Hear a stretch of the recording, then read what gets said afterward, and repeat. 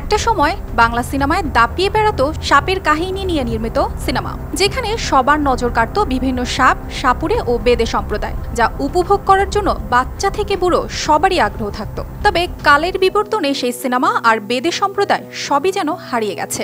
পূর্বে তাদের দেখা যেত বিভিন্ন পাড়া মহল্লায়, যেখানে তারা সাপের খেলা দেখিয়ে বিনিময়ে পেত চাল, ডাল কিংবা টাকা। নতুন এক্সপেল এর নতুন ফর্মুলা আরপিএম এর ডুয়েল অ্যাকশনে ঘরের মশা বাঁচবে না, বাইরের মশা আসবে না। দেশের কিছু কিছু জায়গায় এখনো তাদের দেখা মিলে।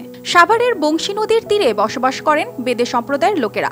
একসময় যাযাবরের ন্যায় জীবনযাপন করলেও এখন নদীর জেগে ওঠা চরের গুচ্ছ গ্রামে বসবাস করেন তারা। বেদে সম্প্রদায়ের অধিকাংশই জানেন না ঠিক কবে এবং কি কারণে তাদের পূর্বপুরুষ এই বংশী নদীর পাড়ে এসেছিল।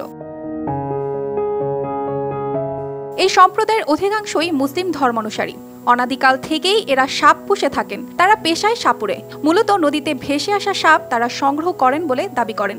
নাম না জানা হরেক রকমের সাপ, যেমন গোখরা, ফণী, মনসা পোষেন তারা।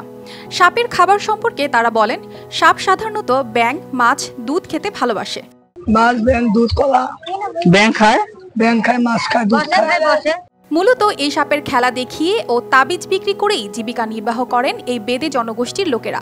একসময় এ পেশায় ভালো উপার্জন করতে পারলেও এখন তাদের পরিবার নিয়ে চলার মতো অর্থ তারা উপার্জন করতে পারেন না। খেয়ে না খেয়ে দিনাতিপাত করতে হচ্ছে তাদের। News desk, RTV।